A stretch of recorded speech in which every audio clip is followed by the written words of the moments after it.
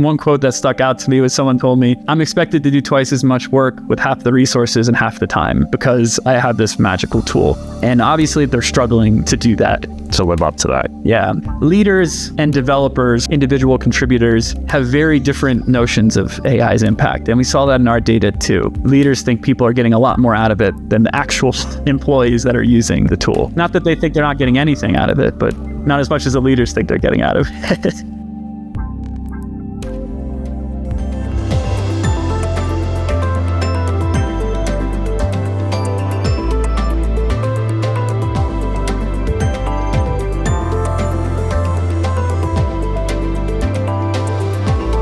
Quick note before we dive into the episode, I'm excited to share the DX Core 4, a new framework for measuring productivity that encapsulates DORA, SPACE, and DevX. We've developed the DX Core 4 through ongoing research as well as practical experience helping companies like Dropbox, Etsy, and Pfizer.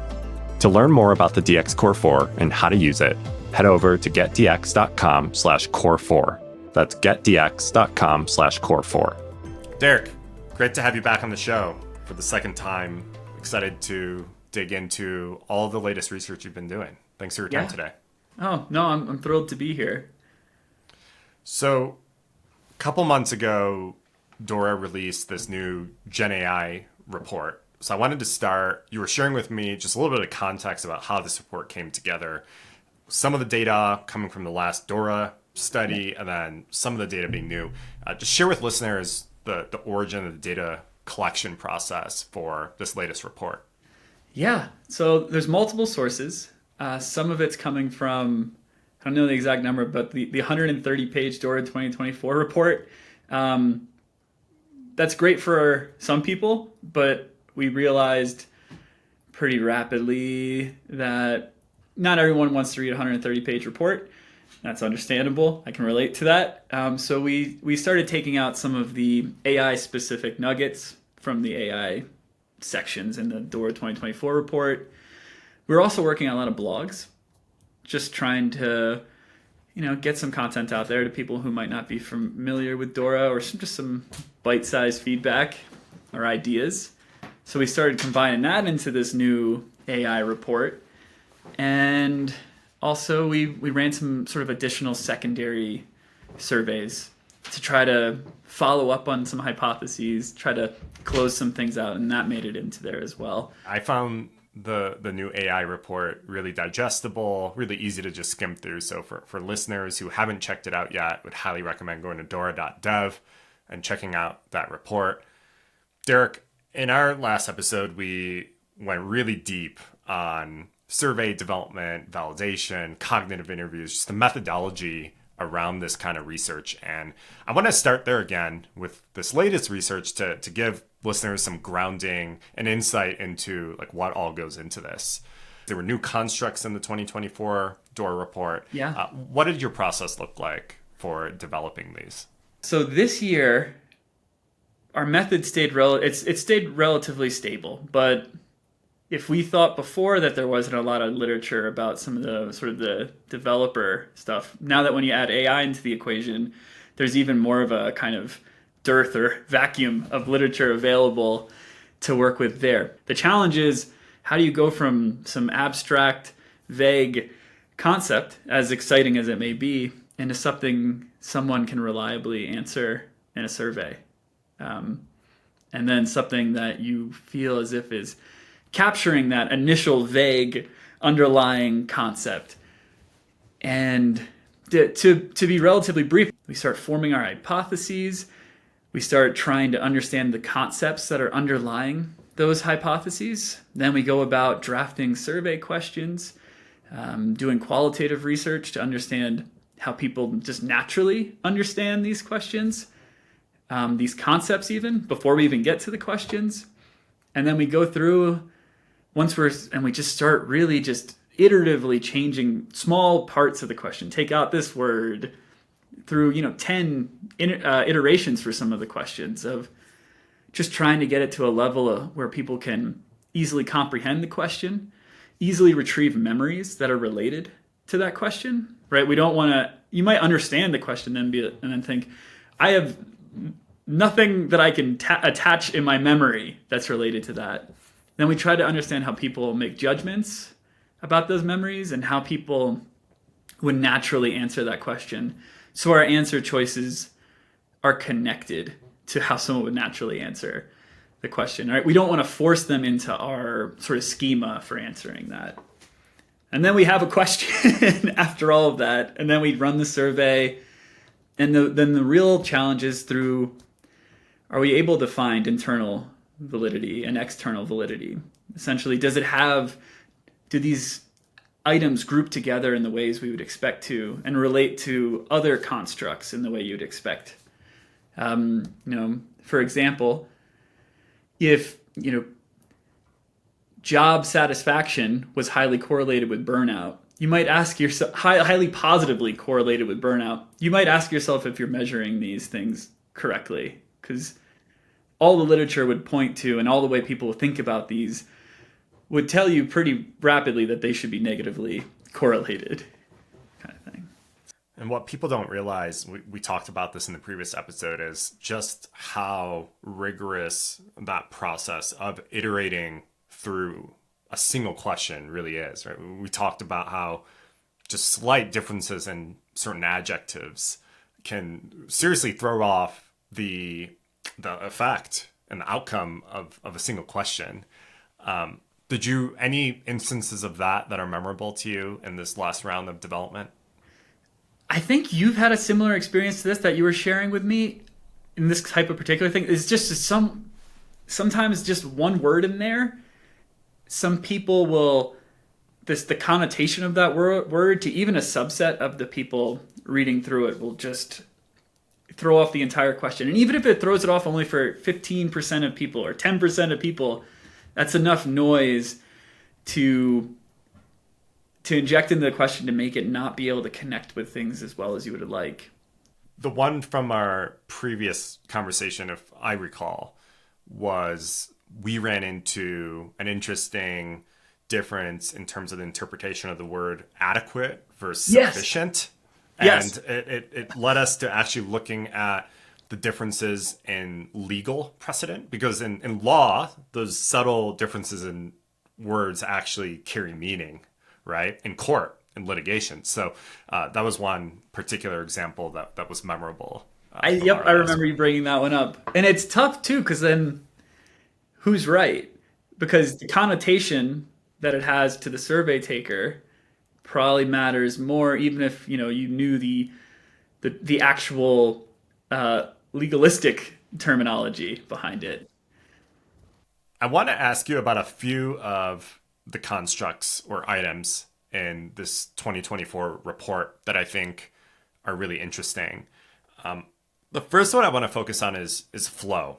Now, I can't remember if you had actually introduced that in 2023 or if that's been revised for 2024.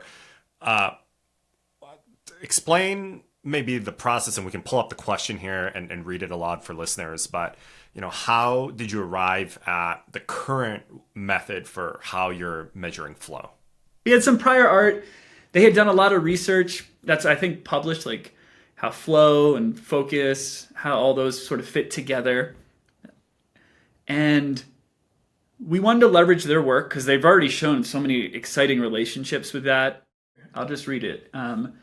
In the last 3 months, how often were you able to reach a high level of focus or achieve flow during development tasks? And if I understand their logic behind it, it was that they noticed that people express flow in a lot of different ways, right? It's a very multifaceted construct, and it means a lot of different things to different people. So they thought being general with this would actually be a better way to measure it than getting more specific with it. And they thought that flow already had a really strong connotation among developers, that they would just put the word out here and let it connect to whatever their mental image is of flow. That's really interesting. That brings up another fascinating problem is, like how concrete or abstract do you go? And it all boils down to, what is the actual concept? And flow being something, to your point, that developers maybe have an internalized definition for themselves that can mean different things for different people, but still measure the concept that you're trying to capture across the population. So that's an interesting one. It is. I mean, I guess there's a question is like, is flow sort of such a foundational and atomic element of how a developer thinks about things that we could just say flow kind of thing? Because I think, flexible infrastructure, which is just the question on the website that's above flow, that's a multifaceted construct. If you just asked how flexible is your infrastructure, the reliability across time for that question would probably be really bad. So speaking of reliability, something I think newer in the 2024 report on this AI report that you did was measure time. And actually, I retract my words because I know DORA has historically measured things like percentage of time spent on unplanned work and things like that. But in the latest research, you specifically measured two things pertaining to time. One is percentage of time spent on toilsome work, which you defined as repetitive or manual work. And then also percentage of time spent on valuable work. Tell me about your journey in developing and iterating and refining these two items. And then I have a lot more questions about just, the challenges of measuring time. So these questions are really, they're tough for me because I don't think if you're looking at like the validity of, does this connect to the amount of time someone's doing this? So when someone says an answer to how much time you spend doing valuable work and they say 40%, I don't actually think that if we had some kind of special clock that understood valuable time, that you would find it was 40%. Why not? I think for a couple reasons. We said in the last 3 months as a sort of a time frame for it. So the ability to actually quantify in your head and tag what part of this was valuable and then add it up and then divide it by the total amount of time you were at work probably can't happen, I'm guessing. What matters for me though is that a person who says 10% would reliably be spending less valuable time than a person who says 70% or a person that says 30%. I don't know about 15%. Maybe at that point we're starting to get that the granularity isn't quite right. And that's important. And also, and I think we talked about this last time, sometimes a question might not be getting at what it's exactly asking at. Yeah. But if someone says that they're spending 0% of their time or 10% of their time doing valuable work, that's really diagnostic of what it's like for them to do work. Yeah, that's a signal. Exactly. Yeah, because interestingly, this question actually has two calculations, right? One is the estimate of time, but two is the classification of work as valuable or not, which is also inherently subjective, but again, would still be a very difficult, it would always be subjective in any perfect system, right? So, but again, I think one of the questions I have is like, well, how else would you measure this, right? I mean, in a perfect world, how would this be measured, right? Well, if I had all the log data and then I had survey data attached to it on a daily basis, right? And I asked the person, how much time did you spend doing, or I could have experiential surveys like, hey, are you doing valuable work right now? And then you connect their log data to that signal or something like that. And then you could see what valuable work looks like in behavior. Then you could quantify that across a year or something like that, maybe. Or just use the experiential survey data. And just for listeners, when you say experiential, you're talking about like experience sampling, where you're randomly sampling people's day. Exactly. And extrapolating from that. Yeah, sure. Give listeners a little bit more of a primer on how that would work, just for their knowledge. Yeah. So I haven't done it too often, but I think it's hard in practical organizational settings, right? I can just sort of think of some happiness research that came out of Yale recently. Not that this is the only place that does it. I know some internal teams did it and reported on it for the flow, what we were talking about. But essentially, you might get a text message or something that pops up in your browser that pretty much would ask you about the exact moment in time kind of thing. It's a lot easier to answer about an exact moment in time than 3 months, usually. And all they ask, the questions are going to be asking you about what you're doing at that particular moment and what your experience is like in that particular moment. And then you hopefully, after doing that across time, I think it tends to be what I'm familiar with is the cross time, right? You get to see some really interesting patterns and hopefully connect it to what that person's doing in that exact moment. So back to this topic of measuring time. What? So first of all, have you then come across personally, or DORA, the report, like have you guys faced criticism internally, externally around these measurements of time in particular? Has that been like a discussion you've been a part of? And if so, how have you kind of approached that conversation? Yeah. So it comes up, I'd say it's about, I don't know the exact number. It's back to the assigning percentages to things, but some people don't bring it up at all, which is almost as equally as worrisome as when people do bring it up. Some people take it on face value, like, oh, you surveyed time. And I was like, no, and then some people just take that it's just impossible that you're actually capturing anything here. I mean, of course, I guess my response to that would be, well, if it wasn't capturing anything, it wouldn't have such strong relationships to everything else. I agree that you're right that it's probably not capturing exactly what it is asking. But the fact that it's so connected to job satisfaction, productivity, flow, says to me that it's not just pure noise. If it was pure noise, it wouldn't relate to anything else, right? It would be like injecting a random number generator into, I don't know, a column in our survey data. It's definitely not that. So that sort of gets back to that more of the external validity. Does this relate to the world in a way you would expect it would? And 9 times out of 10, it does. And 1 times out of 10, it doesn't. I think not to get past this, but I think we'll have some questions about how it relates to AI later, possibly. And I mean, what do you think are the best practices around this? Because I mean, measuring time is important. Time is really the best connection we have to, for example, money. I mean, there's basic things like you use a 3-month, 90-day reference period, right, for the question. Obviously, all the best practices we've talked about today and on our previous podcast episode around item development, really important. What are other things that, even given more resources, you think should go into not just even the measurement, but operationalizing it? I think it comes down to the question you're trying to answer and what you're trying to improve or make better.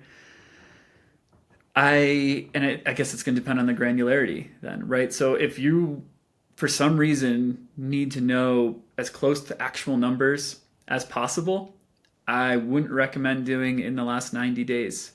The closer you can get in the last 5 hours, or like what you're doing right now, kind of thing, the better off you are. If that accuracy for that number is more important. Now, if you just want to have an idea of changes across time, say there's a particular, you want valuable time to go up. I agree that it's a loose definition, but you want your employees to feel as if they're doing more valuable work across time. Maybe something like this is general enough, right? So maybe if you find mean at time point 1 is 15% and mean at time point 2 is 37% of time doing valuable work, you might say to yourself, well, it might not actually be 37%, but I think what we just did had an impact. So, and if that's the scope of your challenge and the scope of your goals, and employee retention goes up, employee satisfaction goes up, delivery of products gets better, your product's quality goes up, I'd say you're on to something. Yeah. That makes sense. Related question.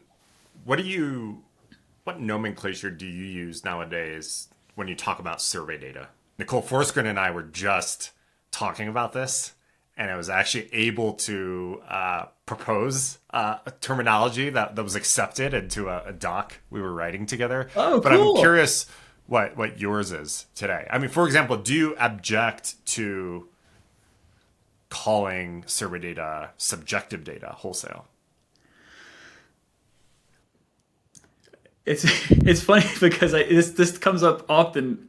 People will call it qualitative data that I'm talking to, and I'll be sitting next to a qualitative researcher, and I'm like, I don't think this person would call it qualitative data.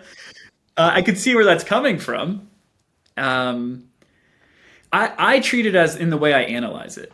I analyze it like it's observational data, with the recognition that it's just a snapshot in time, and it's based on the perceptions of the respondents. So given that it's based on the perceptions of respondents, the subjectivity thing doesn't bother me too much. Yeah, let me give you my counter argument to that. Okay. So if I asked you, how old are you? Oh, good point. Yeah. Right. Would it be fair for me to say that's subjective? There is one study where with p hacking to show like if you change some things that someone who listens to When I'm 64 by the Beatles gets older. That's incredible. That's so maybe. Okay. Well, there's the counter argument. I had to dig deep for that one. Okay. Well, let's move on to talking about the findings from this research. There were, I think, 2 or 3 interesting findings we want to talk about and discuss. And the first one we haven't talked about this before, is one of the kind of headliners from the report is, I'll just read what it says: productivity is likely to increase by approximately 2.1% when an individual's AI adoption is increased by 25%. There's a lot there, right? In the headlines, productivity gains are being talked about in very simple terms, like, oh, you'll be twice as productive or 30% more productive. So can you translate like your findings in various ways, like simple terms? Like, what does this mean? Like, what kind of productivity gains are we seeing right now? So I think it's worth noting that data is from May or June 2024. It just took that long to get to this point. We've seen it in subsequent data, really similar effect sizes. But I think our goal with this data is to essentially use the survey data, whatever we want to call that, to use the survey data. I'm still thinking about the subjectivity part and everything like that. It's a good, but to use the survey data to essentially create two identical people, right? Where everything about their background, their roles, their organizations is the same. So we have we have 2 possible worlds that are the same in every way imaginable. And the only thing we do is on one of those possible worlds, we turn up how much AI they're using a little bit. And that's the only thing we change. That's the goal. We try to create a virtual experiment. And what we find is when you turn up AI by 25%, that's an arbitrary number. We could have picked 50, 100. We just wanted a number that didn't seem like it would be that much of an effort. Increasing AI by 25% would be, spending an extra 15, 20 minutes a day using AI or something like that, probably.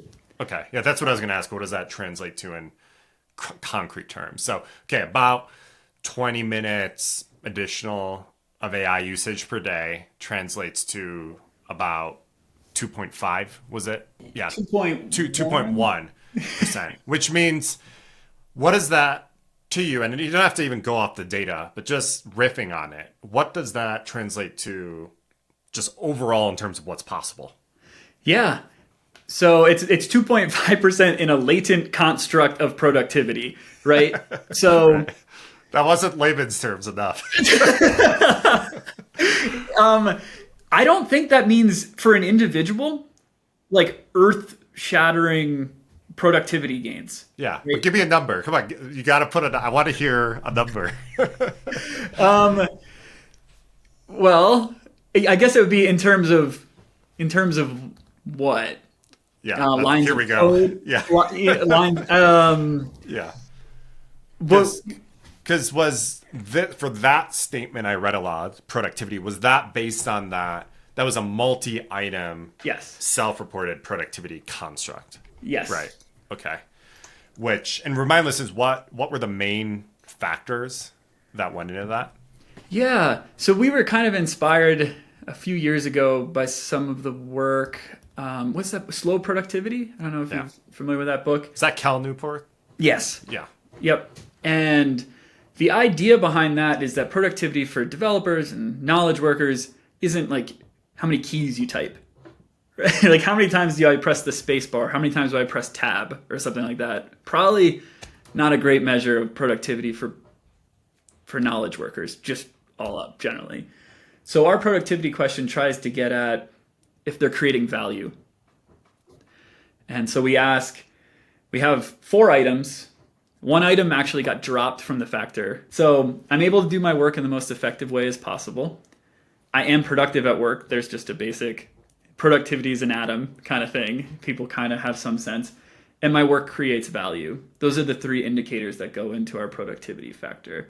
And so going back to the question of what's possible, if we just take a simple 25% correlates to 2.1% productivity gains. And if you assume starting at 0, you have a max. So someone going from no AI usage to about 90 minutes of AI usage a day, right, would be about 10% more productive along those lines. Yeah. Okay. And that makes sense. I think that would align with similar research we've done and data we've seen.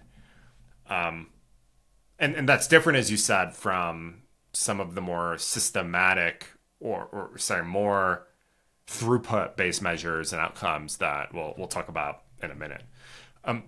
I think what's also kind of interesting to think about that, even if we just say we keep it at the 2.1% and a 25% increase in AI reliance,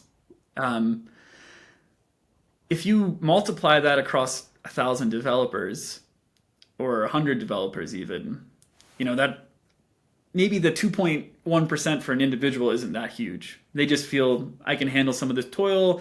Wow, I wrote those 4 lines of code pretty fast. Oh, I was able to look through the documentation a lot quicker than normal. But across an organization, that could be a dramatic impact. For if every one of your developers has a 2 to 10% productivity gain, that's not nothing. That's far from nothing. That's a lot of time or something. It's a lot of something. Yeah, it's a lot of hopefully quality and value, right? And customers that are satisfied, and then hopefully that's aligned with revenue. Right. Absolutely. So something else that we were talking about earlier is not necessarily, you have an interesting hypothesis around, you saw time doing valuable work go down. And these, so explain to listeners, why is this surprising or perplexing, and what are some of the hypotheses around it?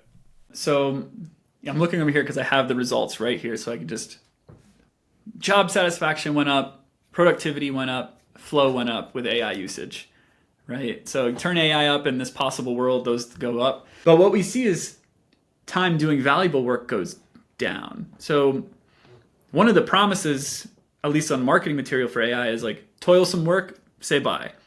Time doing valuable work and creative work, that's your future. That's all you're going to do now.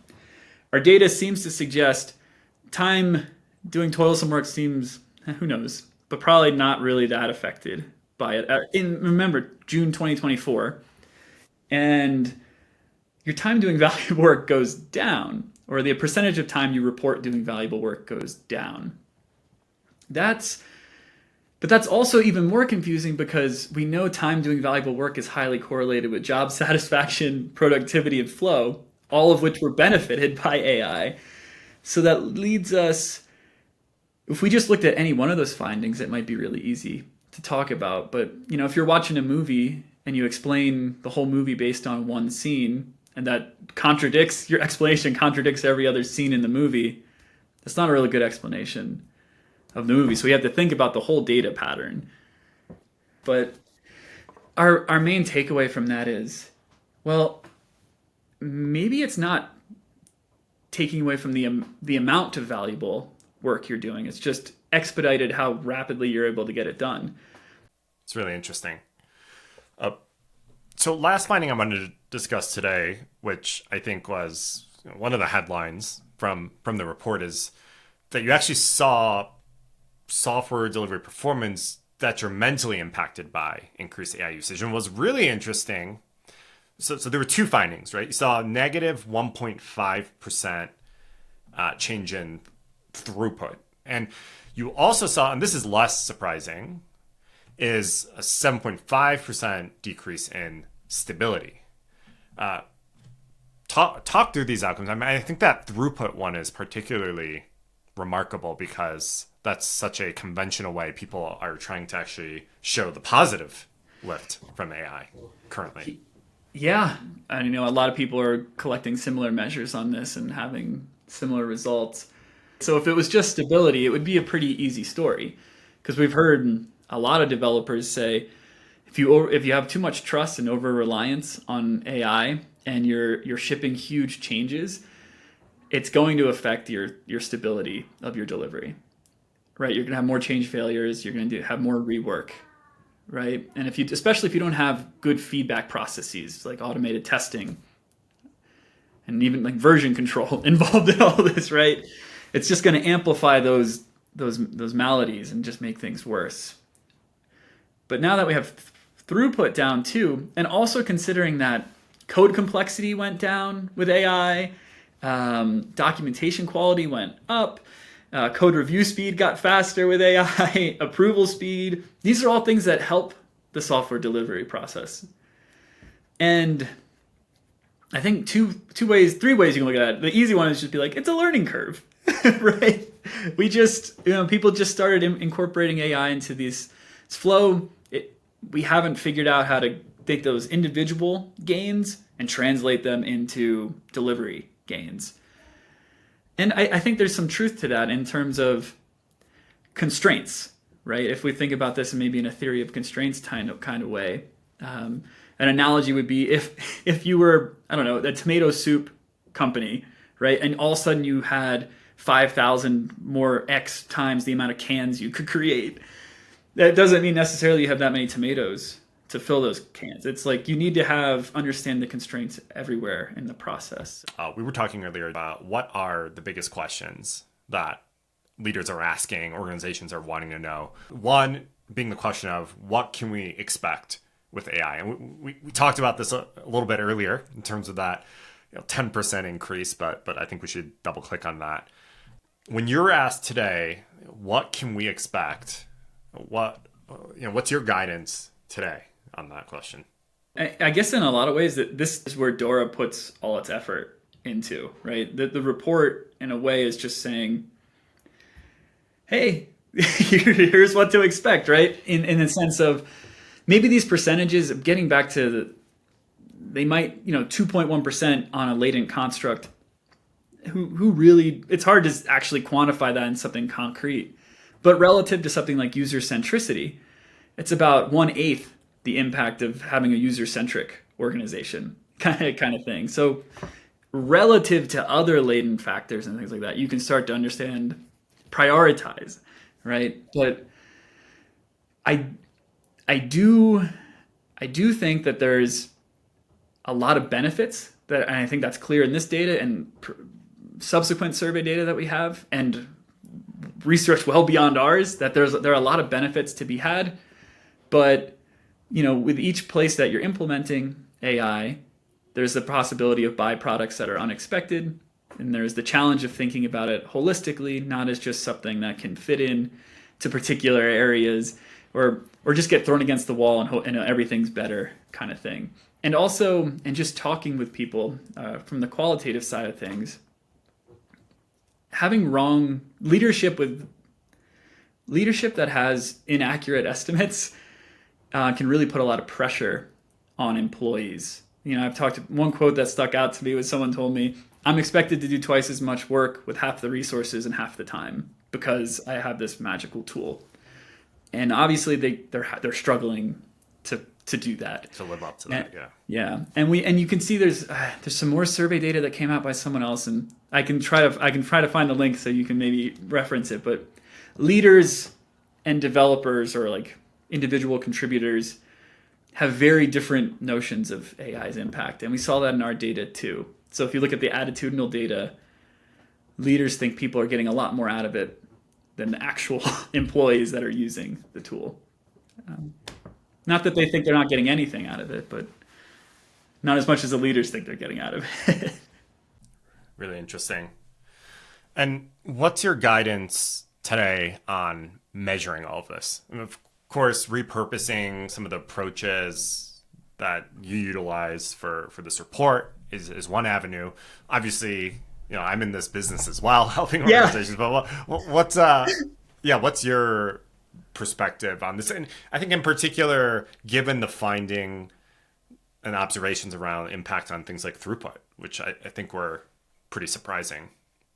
Yeah. So the high level guidance would just be, if your organization has worked really hard to establish goals, right? Some sense of where you're trying to go, hopefully your measures are operationalized in a way that they're aligned with those goals, that they're like a pretty full picture and a multifaceted picture of what your goals are, right? So you're measuring what you actually care about. And so I'm not terribly prescriptive about what those are. It's just, they should be really aligned with the organization's goals. Because a lot of times it's easy to suddenly think lines of code written is now the new success measure, right? Or how many times you accept suggestion. That's a means to an end, in my opinion. Right. Maybe if AI adoption's one of your organization's goals, that makes sense to me. But I mean, AI adoption's the first step, right? The next thing is, how do you make the AI adoption effective and useful, kind of thing.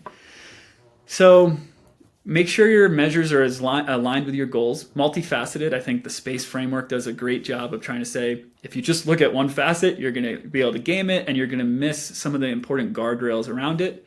I would listen to that podcast that you had at the SPACE. I was nervous to come on after I listened to that. It was so good. Yeah, Peggy's great. And then from there, I think it's about creating a feedback loop, right? It's about actively measuring. And then when you're not, when you have the data, when the data, you have it, it gets incorporated into your plan and your strategy, right? It's not a vanity metric. You're going to find discrepancies between where you want to be and where you are, unless you have bad measures, right? If the measures say you're perfect, they're not the right measures, probably. So you're going to find that discrepancy between where you want to be and where you are. And that discrepancy should fuel research, it should fuel initiatives, it should fuel strategy. And if that's not part of the feedback loop of these measures and revisiting them across time, I don't know how useful they are. If they're not actionable, or at least something that it's built into your process that it prods action. I think every time something new comes along and folks are scrambling to measure, you kind of see the same mistakes being repeated all over again. So to your point, one of those mistakes is just measuring what's readily available. So things like acceptance rate. Oh, that's a metric GitHub provides us. So that's now suddenly this important metric. But to your point, I would completely agree that that's a means to an end. And then you see a regression back to crude output measures like throughput. Even though I would say largely similar to your findings from your latest research, we find very hit or miss relationships between output and AI usage. And that's not even factoring in the amount of control that you're putting into your data analysis. And we do a really rudimentary cross-sectional with no controls, right? So just segmenting different metrics by level of AI usage. I mean, it's not uncommon to see that the cohort that's using it more has higher throughput.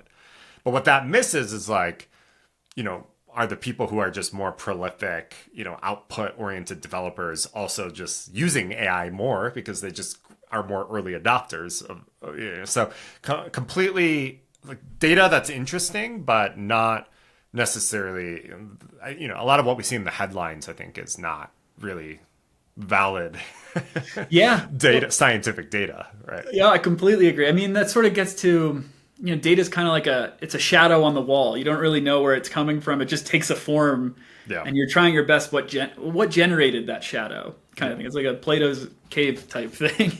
Yeah. Well, Derek, always a lot of fun to have these conversations, and thank you for your time today to come on the show. Super insightful conversation. I'm sure lots of listeners will find this valuable.